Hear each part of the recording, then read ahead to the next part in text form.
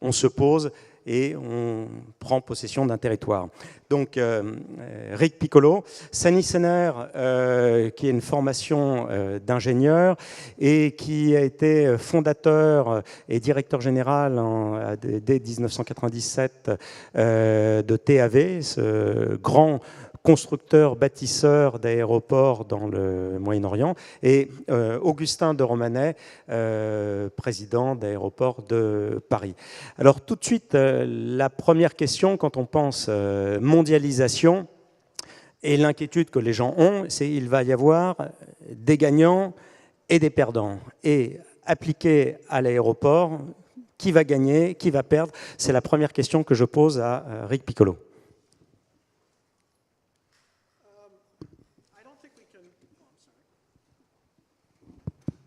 I'm not sure you can predict who will be the winners or losers.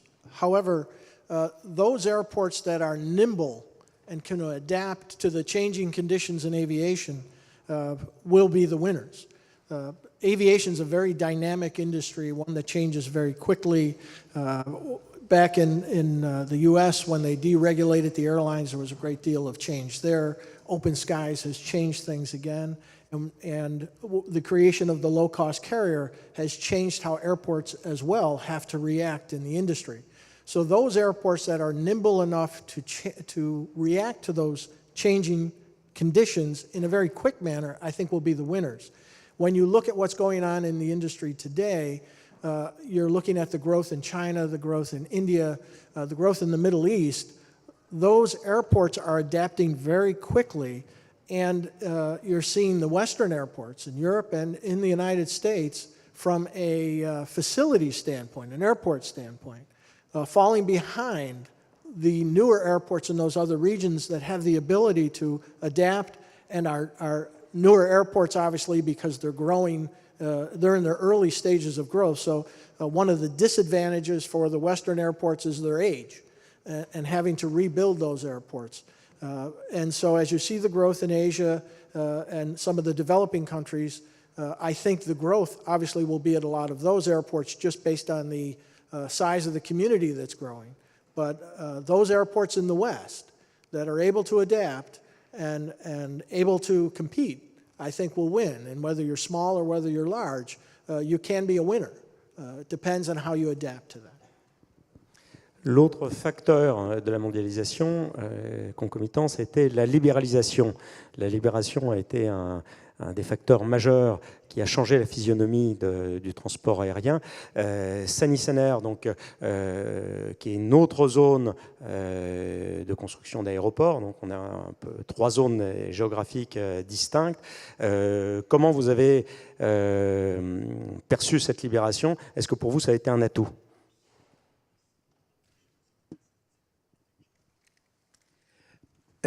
Airports are not just infrastructure providers anymore.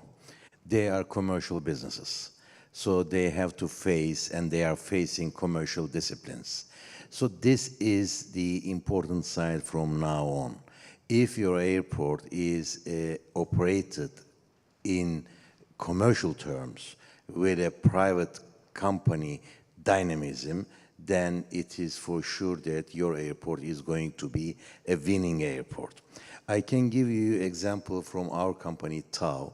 We are now operating 14 airports in the region, 5 in Turkey and 9 in the region.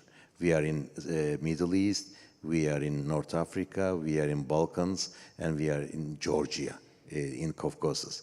So there are different kind of dynamics. We have small airports, we have big airports, we have hubs, we have touristic airports. Every airport has its own dynamics. But all in all, when we look at globalization, globalization had a big impact on aviation industry. Actually, the topic of our panel is the airports our main trigger for globalization? What I say, it is both. I mean, globalization is feeding airports, and airports are feeding and helping and triggering globalization. What is globalization? Globalization is a very big mobility. I mean, mobility of technology, mobility of knowledge, mobility of information, and even mobility of capital. But you can make all of these, through virtual channels, which is telecommunication. So telecommunication and transportation are the two main sectors which are triggering the globalization. But telecommunication cannot transfer physical goods and people. So for physical transfer, we need aviation sector.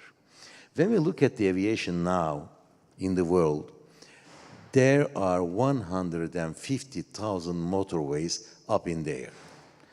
And 20,000 commercial aircrafts are flying in that routes, carrying 6 billion passengers annually and making 75 million air traffic movements. These numbers are huge. There is no any other economical activity to replace this economy. From the goods, products, the cargo point of view, airports has a big importance as well. But when you look at the numbers, only 0.2% of the world cargo is carried by aviation.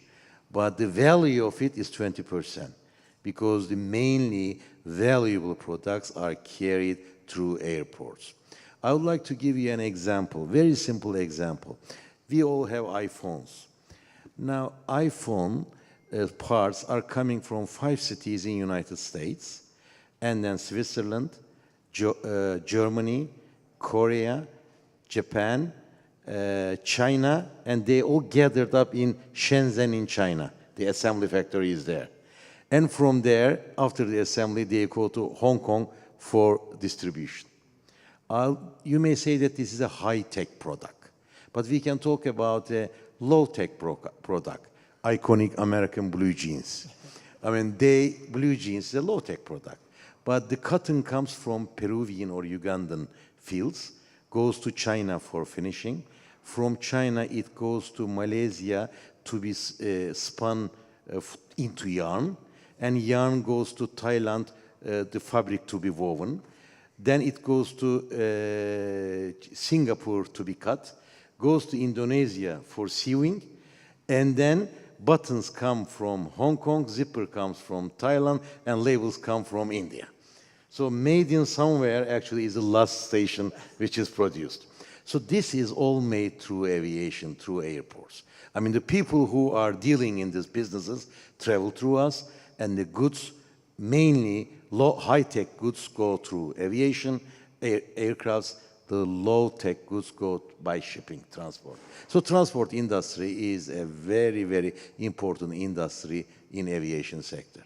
But you cannot do this world trade by only thinking about that your airport is only an infrastructure provider. No, we are an infrastructure providers, but at the same time, we are doing a commercial business. Augustin de Romanet, la libéralisation a impacté le modèle d'aéroport de Paris. Par rapport à ce que vient de dire Sani Sener, vous avez une analyse, quelle est-elle? Je suis d'accord avec tout ce qu'a dit Sani Sener, mais bon, comme je parle après lui, je suis obligé d'ajouter quelque chose. Bon. Voilà. Donc Sani a dit que les aéroports, c'était des infrastructures et du commerce. Moi, j'ajouterais une troisième chose. Parce qu'effectivement, dans la maison dans laquelle je suis, Aéroport de Paris, j'ai un prédécesseur qui a magnifiquement fait les infrastructures et magnifiquement fait les commerces. Mais je pense qu'il y a une dimension qu'on doit cultiver, c'est la dimension hôtelière. C'est-à-dire qu'il faut que le passager se sente bien dans l'aéroport, et ça a un lien avec la mondialisation, c'est un lien avec la connectivité, c'est un lien avec les hubs. En réalité, moi, je suis d'un naturel assez gentil, parce que je suis avec Sani, qui est notre principal concurrent. En termes de connectivité, il faut bien reconnaître qu'Istanbul est le meilleur hub du monde. À partir d'Istanbul, vous pouvez accéder à 40% de la population mondiale avec des avions à simple couloir. Et au fond, c'est ça l'enjeu. Dans le monde, personne ne peut aller d'un bout à l'autre de la planète sans faire un stop. Les avions ne font pas 25 000 km. Et ce stop, où est-ce qu'on va le faire ? Et c'est là tout l'enjeu des aéroports comme les grands aéroports, qui sont les hubs. mais je crains que beaucoup de petits aéroports se hubisent aussi. L'enjeu, c'est que le passager se dise « l'aéroport, ça n'est pas une contrainte, c'est un plaisir ». Je voyais un journaliste récemment qui me disait « il faudrait que ce soit comme le Club Med ». Je suis content d'aller à l'aéroport. Et c'est un enjeu très important pour nous, qui est que l'expérience du passager soit bonne, parce que nous sommes en guerre sur les correspondances. Puisque un passager qui va de Sao Paulo à Moscou, il a le choix entre Amsterdam, Londres, Paris, et même peut-être le Moyen-Orient ou Istanbul.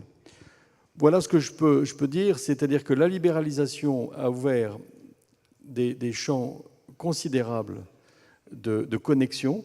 Hein. Pour faire plaisir au directeur de Charles de Gaulle qui est ici, je voudrais le remercier d'avoir ouvert une ligne avec la Mongolie récemment. Je vais citer cet exemple parce que ça montre comment la libéralisation est en action tout doucement. Donc, j'ai été convaincu qu'il fallait ouvrir une ligne avec la Mongolie quand j'ai vu le nombre d'ingénieurs d'Areva qui vont dans les mines en Mongolie. Et puis, c'est un des rares pays au monde où LVMH a un magasin dans l'aéroport, je crois, à Oulan-Bator. Il n'y en a pas à Paris. Et lorsque nous avons voulu ouvrir cette ligne, je me suis aperçu que pour autoriser un direct Paris-Oulan-Bator, l'administration française était un peu hésitante. Elle se disait, après tout, est-ce que ce n'est pas un trop grand risque de libéraliser la ligne Paris-Oulan-Bator ? Bon. Elle a fait ses enquêtes habituelles, elle a autorisé la ligne. Mais quand elle a été ouverte, j'ai été voir le patron d'Air France et je lui ai dit, mais c'est une très bonne nouvelle qu'il y ait une ligne Paris-Oulan-Bator. Parce que vous ne saviez pas que la première diaspora mongole au monde est à Los Angeles. Et donc, jusqu'à présent, pour aller de Los Angeles à Oulan-Bator, il fallait passer par Berlin. Mais quand même, c'est beaucoup plus agréable de faire un stop à Paris. Charles de Gaulle est un magnifique aéroport, etc., etc. Donc, nous avons cet enjeu de l'accueil, que nous partageons d'ailleurs avec nos amis, qui me paraît aussi un enjeu important du XXIe siècle. Pour conclure, parce que je vais être trop long, dans mon bureau, j'ai des cartes, des plans masse de Charles de Gaulle et de Orly. Et je vois ces cartes avec toutes les pistes magnifiques, tous les terminaux magnifiques, comme un corps, comme une espèce de squelette qui n'aurait pas de chair. Eh bien ça, c'est le XXe siècle. Au XXe siècle, on a fait des pistes, on a fait des terminaux. Au XXIe siècle, comme les avions font plus beaucoup de bruit, les gens viennent vivre, viennent travailler dans les aéroports et on va mettre des immeubles, des cinémas, des commerces, etc. Et je vous donne rendez-vous au milieu du XXIe siècle. Les aéroports ne seront plus des squelettes, ce seront des corps, ce seront des villes. Et notre objectif, c'est de faire les corps les plus beaux possibles. Sani Sener, vous êtes concurrent avec ADP. Comment vous pouvez être partenaire? Comment on peut être concurrent et partenaire et construire ensemble? Actually, you're right. ADP is 38% owner of TAV Airports Holding and 49% owner of TAV Construction. TAV Construction is another very important company of our group. It is number 2 in ENR ratings, ranked in the second in the world in airport construction. They are constructing Oman Airport, Qatar Airport, Abu Dhabi Airport, Medina Airport, Tripoli, constructed Cairo, so they are one of the largest airport construction company in the world. Actually, when we made this transaction, we were very happy. Why we were very happy? Because we said that we talked with our founding shareholders when they were selling shares. As the CEO, I asked them a favor. I told them that we do not want to sell shares to a financial company as a management. We want to sell shares to an industry partner. Because now TAV has done it through the IPO, pre-IPO sales. We sold shares to funds. But later, we wanted an industry partner with us. And Aéroports de Paris became our partner. And together with Aéroports de Paris, we established the largest airport operation platform in the world. Aéroports de Paris is handling around 140 million passengers in their airports. We are handling 80 million. So totally, we are handling around 40 million passengers. And the Aéroports de Paris has 25 airports. We have 14 airports. We are handling together 39 airports in the world. So this is, to my knowledge, is the largest airport platform. But what do we have our benefit in this merge? It is actually very simple, because in airport business, passenger behavior and intellectual asset is very important, and social asset is very important. Intellectual asset, I mean, we are transferring all the knowledge that we have together with Aéroports de Paris. We have an exchange program. In this exchange program, we are transferring all our knowledge in the region, and they are transferring us their knowledge. We are complementing each other. We are not competitors. Now, why we are complementing each other? For example, Zagreb. Now, not only in Turkey, in the third countries, we went and made a joint venture, and we won the tender of Zagreb. Together now with Aéroports de Paris, we are in Zagreb. We went to United States, to New York. In LaGuardia, we were together and we bid for the tender. We are waiting the result, but you know, we bid together with Aéroports de Paris. So it is strengthening our way of doing business. This is very important. And we have advantages in Middle East and in some other areas. They have advantages in some other areas. So we are complementing each other. We are not competing. In our business, complementing each other is a very important business, because this is an international business and global business. I mean, we have standards, but we have to customize, we have to balance the standardization and customization. It is very important. I mean, in Riga Airport, the important thing is in ground handling, de-icing. In Medina Airport, they don't know what does de-icing mean, because this is 50 degrees and minus 40 degrees. So there is standardization, but there is customization. Together with ADP, we are doing it very well. So we are very happy to have an industrial partner like ADP. Before our meeting, he asked me whether I know French. I said the only word I know in French is Aéroports de Paris. Rick? Max, I think that I will agree with Sani that there's a lot of complementary work we do with other airports, amongst the airport community, a lot of training, a lot of exchange of information, and a lot of lobbying for our position in the industry. I do, however, think that we do compete from a region to region with each other as airports. When we compete to try and get airline traffic. And one of the positions that airlines have taken is that we are monopolies, when we truly are not monopolies, because every region is looking to get as much air service as they can.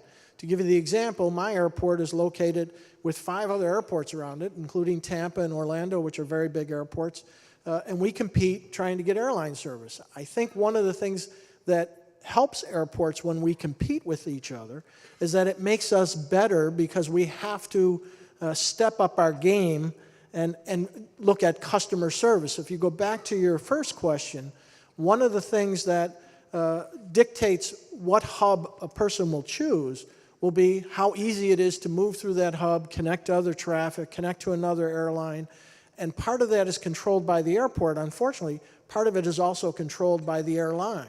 And when you look, again, when I compare Western carriers to the newer carriers like Emirates and Qatar, you're seeing a change in competition. And the competition is that those airlines are providing not only better services, but they're providing better hubs to connect in. And so that's where the competition comes, especially to the West. The Vice President of the United States has talked about how LaGuardia is a very bad airport, and it's very old. So one of the issues that Western airports face, as I said earlier, is that our airports are older because we established airlines long ago and established airports long ago. And so there is some disadvantage to being a long-time airport versus something that's new in the more developing nations.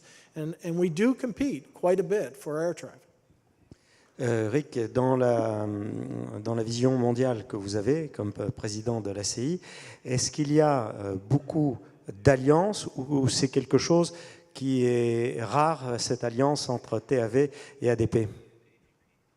No, I think there are a lot of alliances. And as I said, it works to help those airports become better. when I talk about competition, I simply talk about we compete to be better as airports, and we compete to get airline service. So that's usually talking to those airlines.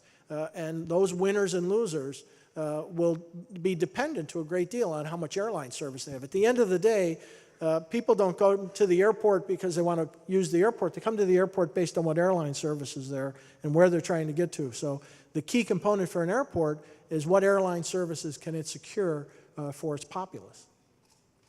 Sani, I agree with him. In the road shows, we are a listed company. In the road shows, we were always saying that we are an emerging market company and we are investing in emerging markets because the growths are in emerging markets and these kind of things. But when we entered LaGuardia tender, I mean, our investors were asking me, you were all saying that you are going to emerging markets, why you come to America? I said that, yes, America is a developed market, but, you know, the airports in America are emerging market airports, okay? They get a little bit angry to me, but after a week, Joe Biden said that LaGuardia is something like an emerging market airport. So I say it, my opinion. I totally agree. I tell people, if you were a Martian came down and landed on planet Earth and went to airports in Seoul or Kuala Lumpur, or Dubai, and then went to airports in London, Istanbul, New York, Los Angeles, they would think that the developing countries were the Western countries, and the developed countries were the ones in the Asia and Africa and that, because of the way the airport looks. Now, that's the person's first impression when they come to a city for the first time, is what they see at the airport. So that's part of that competitive globalization issue that airports face around the world, is how do they compete and how do they give that first impression to people so that they want to come back and so that they want to build their businesses there, they want to live there. Their first impression is at the airport.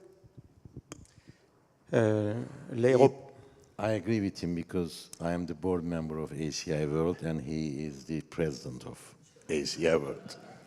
And I agree with him because he is our main shareholder. But really, I both agree with them. Happy passengers is very important in globalization. We made a survey in Istanbul Atatürk Airport. We track the passengers, okay? I mean, we ask them questions if they are happy, and we track them. Happy passengers are spending 10.68 euro more if they are happy. 10.68 euro more. And if they wait 1 minute more in the duty-free area, they spend 0.16 euro. But after 60 minutes, they get annoyed, they don't spend anything. Okay? So passenger behavior is very important in commercialization. So we have to have happy passengers in our airports to keep pace with the globalization, because our airports are melting pots of globalization. And I would like to add one thing more. The relation with the flag carrier is very important. Our success in Istanbul Airport mainly comes with our good relations with Turkish Airlines. I mean, airlines and airports actually are complementary and competitive businesses. Why competitive? Because airlines' expenditure is our revenue. We want to increase our revenue, they want to reduce their cost. So there is a competition. But we are complementary. If they are not in the business, we are nothing. If we are not in business, they are nothing. So the solution for this, we said, co-opetition. Cooperate first, then compete later. I mean, cooperate first and enlarge the cake, and then we can compete later. So we have very good relations with Turkish Airlines. I will add one thing more. In 2000, when we started this business with Istanbul Atatürk Airport, in Atatürk Airport, we had only 10 million passengers. After 14 years, last year, 13 years, we had 51 million passengers in Istanbul Atatürk Airport. In 2006 even, we did not have any transfer passengers, any transit passengers, zero. Now 40% of our passengers are transit passengers. So this is actually the result of good relations with especially with the flag carrier. Augustin de Romanet, donc on a bien compris que un des enjeux de l'avenir des aéroports, c'était d'être attractif. On a compris pour les passagers, peut-être on y reviendra, mais également pour les compagnies aériennes. Qu'est-ce que vous faites pour que plus de compagnies aériennes aient envie de venir dans les aéroports que vous possédez? On essaye de sophistiquer notre raisonnement parce que nous avons affaire à une multitude de parties prenantes. Nous avons une compagnie basée, traditionnelle, comme Sani avec Turkish, nous avons Air France, avec laquelle notre sort est lié. Donc il faut que notre client principal soit bien, c'est 50% de nos revenus. Néanmoins, nous avons d'autres clients qui sont extrêmement importants aussi, et nous sommes au service de tous les clients. Donc, il ne faut pas qu'il y ait, comme dirait, il y avait un humoriste français qui s'appelait Coluche, vous me pardonnez, je fais des citations de très grande hauteur de vue, qui disait il y a des gens qui sont égaux, mais certains sont plus égaux que les autres. Non, chez nous, tous les clients doivent être égaux. Donc, nous devons très bien servir notre client traditionnel, étant acquis qu'en plus, c'est lui qui donne cette dimension de hub à une de nos plateformes. Nous devons très bien servir nos autres clients parce que, au total, je pense que ça bénéficie à tout le monde. Je vous ai dit tout à l'heure, quand je parlais de la compagnie mongole, Unu Air, je suis convaincu que ça va servir Air France et peut-être d'autres compagnies. Lorsque récemment, nous avons accueilli une compagnie indienne, je crois que c'est Jet Airways, eh bien, nous nous sommes aperçus que le fait qu'il y ait une ligne directe entre Paris et Mumbai allait permettre à Air France d'aller chercher des gens à Varsovie pour les emmener à Mumbai via Paris.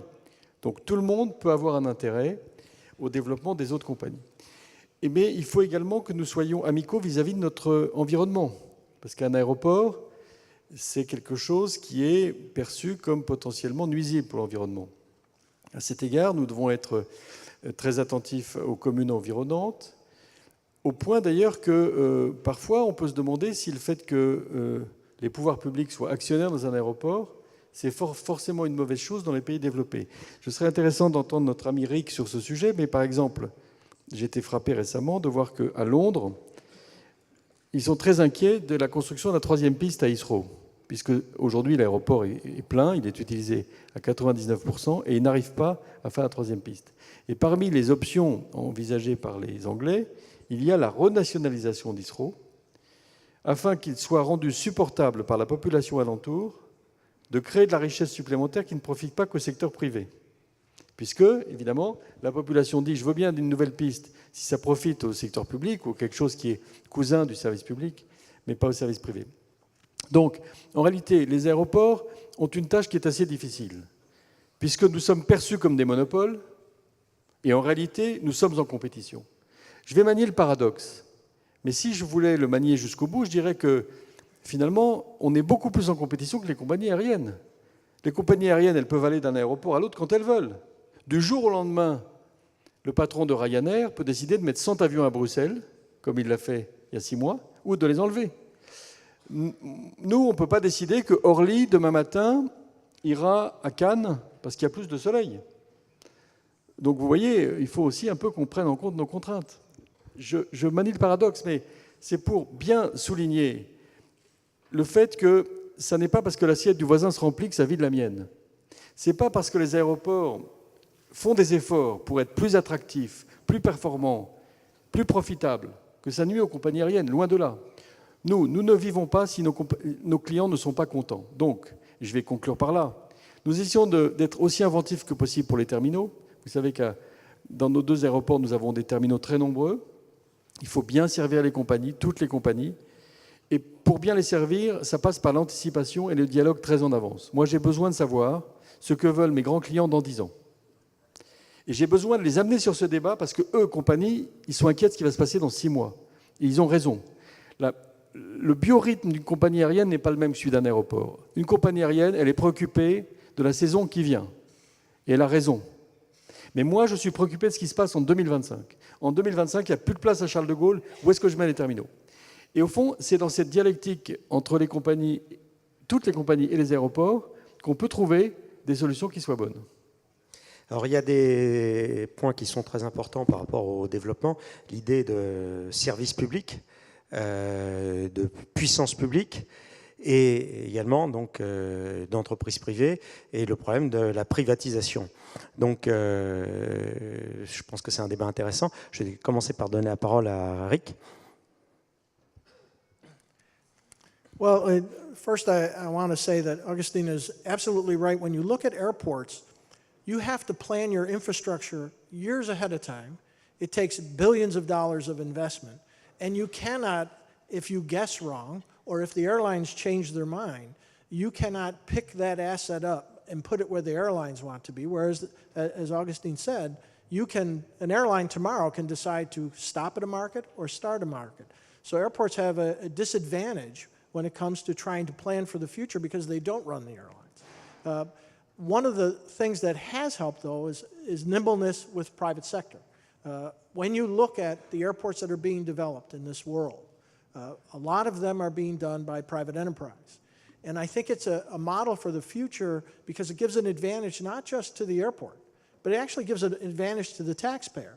The old model, which was to have a taxpayer build the airport and fund the airport, probably isn't as easily done anymore because of the pressures on government of where they can find the money to build that. So private industry has come along, made those investments, but one of the things they need is a government that is friendly enough to recognize the very problems that Augustine talked about, which is that you have to make those decisions and those major investments and know that you have a long-term stability in that marketplace. Because if you don't, then you're not going to get that private investment. And actually in the United States, that has lagged behind, and that's one of the reasons that I think you're seeing the issue being debated about the condition of LaGuardia, and almost every airport in the United States is publicly owned, and some work very well. I like to think ours works very well.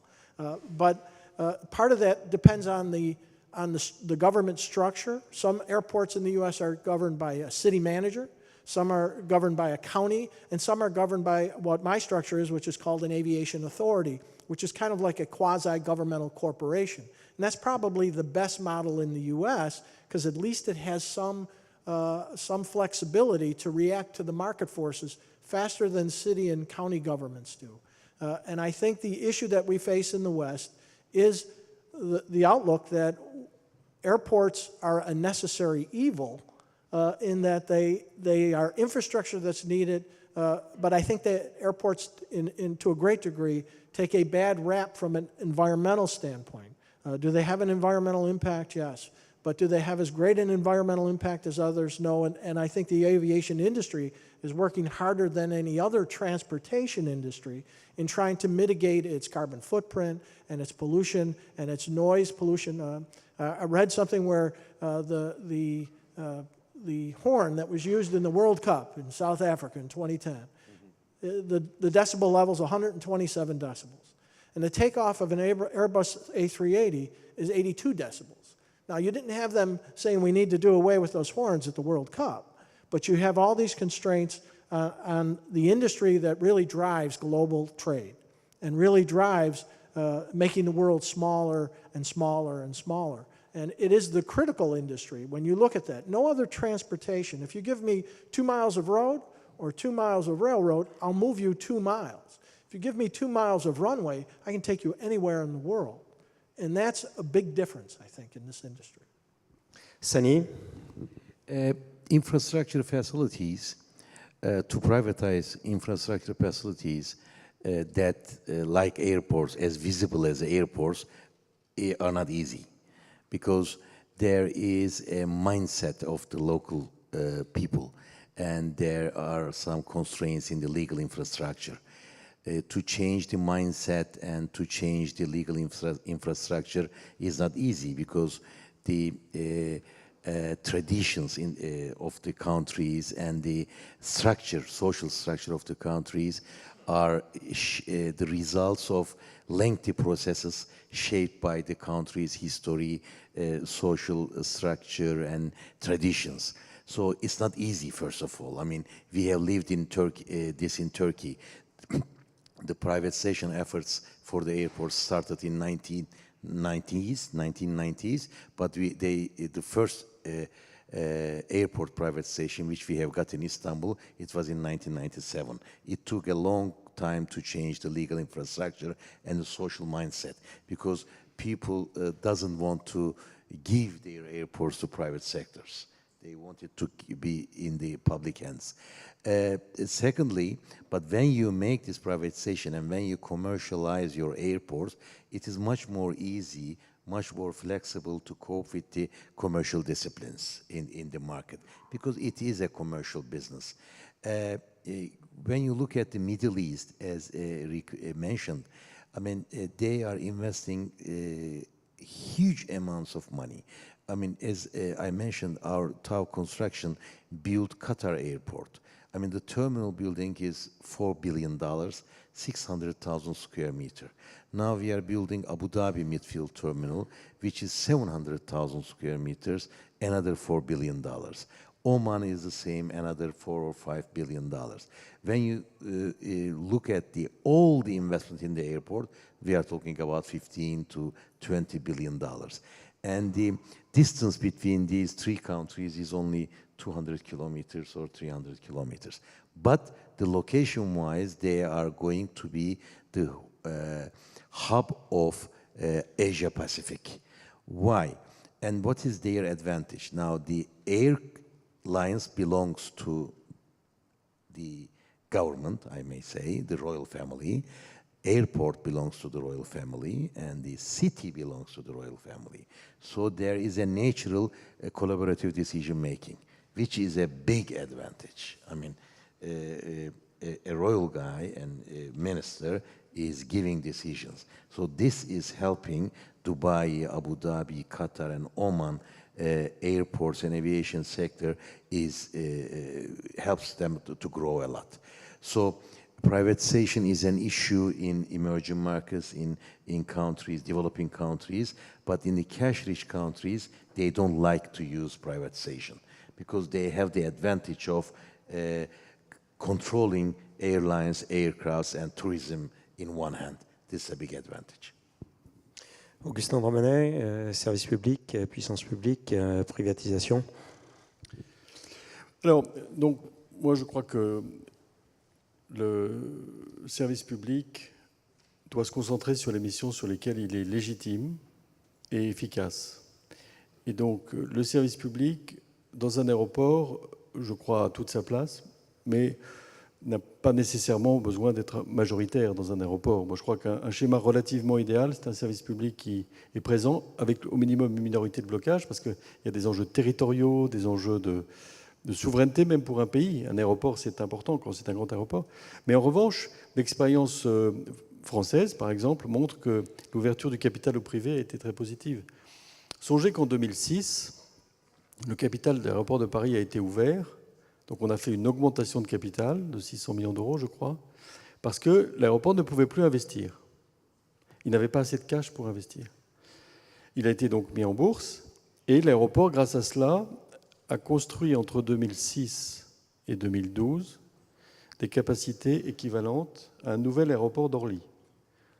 30 millions de nouvelles capacités, sans la moindre manifestation, le moindre appel aux contribuables. Et donc, la société dont je vous parle, l'aéroport de Paris, a fait d'une part la révolution des investissements et d'autre part a développé les commerces grâce à un système de régulation particulièrement intelligent qui est la double caisse, qui autorise le maximum de dynamisme dans tous les secteurs, puisqu'il nous oblige au maximum de dynamisme dans tout ce qui est régulé et il nous permet le maximum de dynamisme dans tout ce qui est non régulé, c'est-à-dire les commerces, etc. Et c'est un système qui est particulièrement vertueux parce que c'est un système qui est non malthusien et c'est un système dans lequel l'élève qui a 2 sur 20 n'est pas traité de la même manière que l'élève qui a 18 sur 20. Je cite souvent cela pour défendre la double caisse. Quand vous êtes dans une classe et que l'élève qui a normalement 18 sur 20 et l'élève qui a normalement 2 sur 20 se voit affecté d'un professeur spécialement égalitariste qui dit non, moi je suis triste qu'il y ait trop de différence de notes, donc je vais mettre 10 à tout le monde. Que se passe-t-il? L'élève qui a traditionnellement 2 sur 20 ne travaille plus du tout, puisque de toute façon il va avoir 10, et l'élève qui a 18 sur 20 arrête de travailler, puisque de toute façon, qu'il travaille ou pas, il va revenir à 10. Donc vous avez une destruction de valeur, puisque vous empêchez celui qui est mauvais de grimper, et vous autorisez celui qui est bon à se reposer. Donc à la fin, la collectivité est moins bien traitée qu'avant. Voilà, j'étais un peu imagé pour ne pas être trop long. Donc, en conclusion, moi je dirais que le dynamisme qui est permis par l'acte d'entreprendre du secteur privé me paraît apporter beaucoup de valeur ajoutée au monde aéroportuaire, même si je ne fais pas partie de ceux qui disent que l'État est illégitime, loin de là, à être nos actionnaires. Bien. On arrive au temps de clôturer ce débat. Est-ce qu'il y a des questions que vous voulez poser, monsieur ?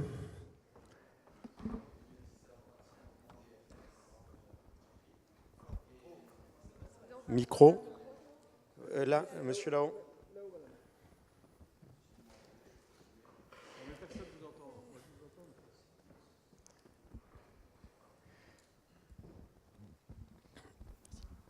S'il y a d'autres questions, levez la main en amont. Voilà. Oui, mon point s'adresse à Monsieur de Romanet. Mon nom est Emmanuel Tisser et j'appartiens au groupe DFS dans le Duty Free. La première chose, il se trouve que LVMH est présent par nombreuses marques à Aéroport de Paris, je crois, et notamment par l'une des marques rattachées à LVMH, qui est la maison Dior, puisque vous avez un magnifique magasin Dior en terminal de E. La deuxième, ma question portait sur les services hôteliers, que vous avez cités tout à l'heure. Comment est-ce que vous envisagez les services hôteliers ? Qu'est-ce que c'est que pour vous le service hôtelier, au-delà du retail classique ? Est-ce que vous envisagez d'aller aussi loin que certains aéroports, comme Changi par exemple, à Singapour, qui est reconnu pour justement sa capacité à accueillir le passager, bien au-delà du classique que l'on trouve dans les aéroports dans le monde en général ? Alors, 2 questions, 2 réponses. D'abord, votre première question qui était plutôt une correction, je fais amende honorable, vous avez des magasins magnifiques chez nous et surtout un très bel écran publicitaire qui est le plus grand écran publicitaire du monde, géré par Media Aéroport de Paris et JC Deco Airport.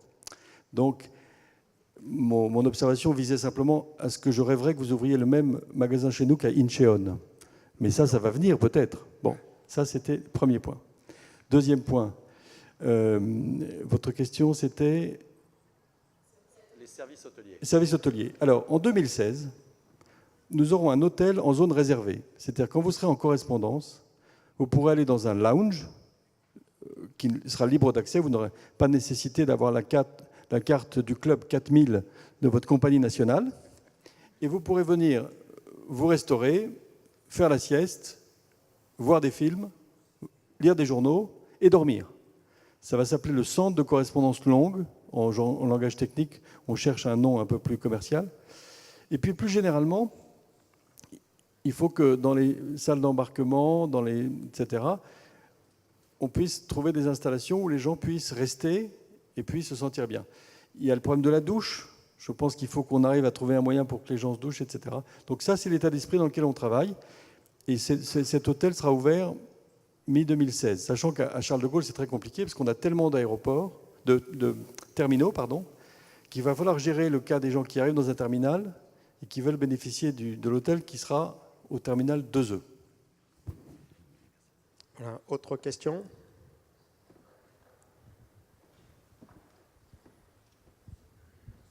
Oui, bonjour, Guylain Dujeu, président de la société ROVS. Ma question s'adresse à Augustin de Romanet en tant qu'ancien responsable de la Caisse des dépôts, mais aussi à M. Sanir Sener, représentant d'un pays en très fort développement.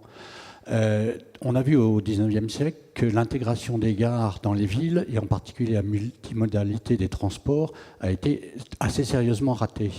Qu'en est-il des aéroports au XXIe siècle et comment peut-on assurer une meilleure intégration entre les villes et en particulier les grandes métropoles et le développement de leurs aéroports? Je prends qu'un exemple.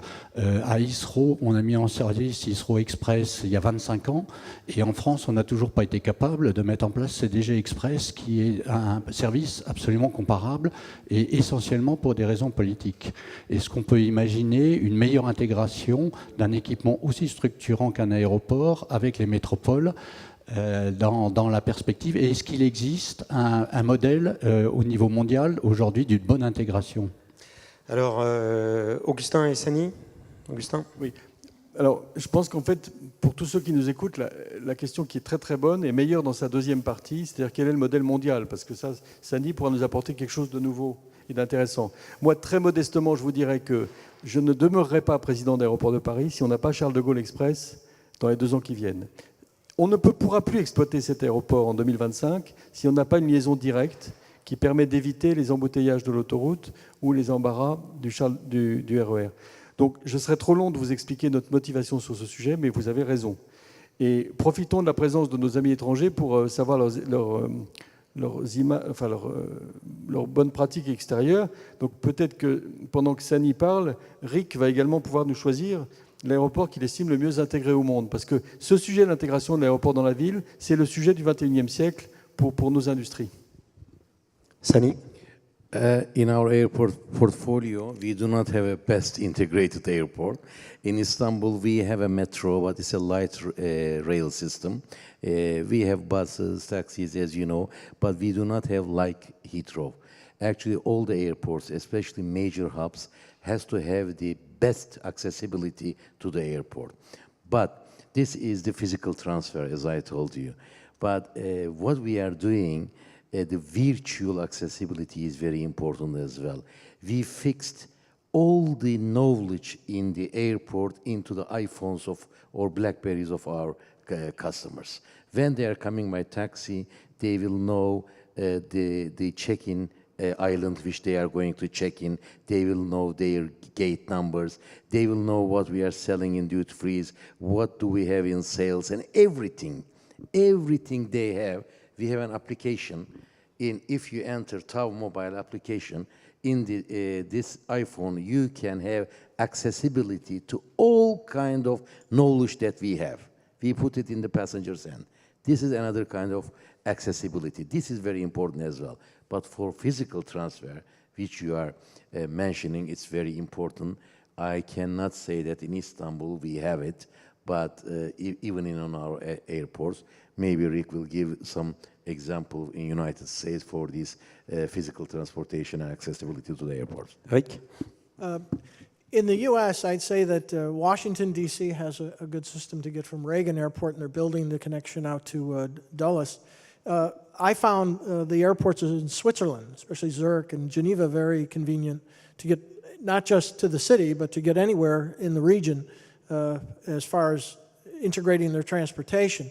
I think it's important. It is another part of that competitive edge that you want to have as a community.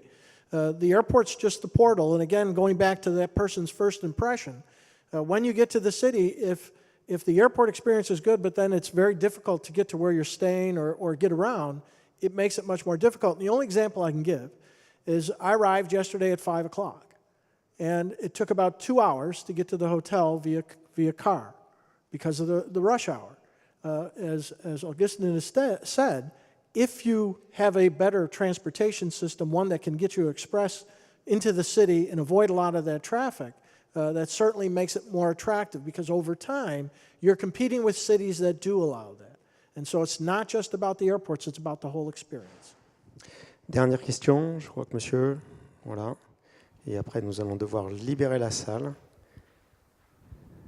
Oui, Emmanuel Blanc-Villain, Airbus Group. J'avais une question pour monsieur de Romanet. Vous avez mentionné que vous traitiez bien tous vos clients et que vous souhaitiez traiter bien tous vos clients. Quelle est votre position par rapport au low cost? Est-ce que vous le voyez comme un relais de croissance ou à l'inverse comme un risque de cannibalisation de vos marchés actuels? Je crois que les low cost ne sont pas un risque dans la mesure où on va assister à une convergence. C'est-à-dire que vous voyez que les compagnies traditionnelles développent des modèles à moindre coût et moindre qualité de service relative, mais de plus en plus, vous voyez Transavia, Germanwings, etc. Et quant aux compagnies low cost, elles se rendent compte que pour être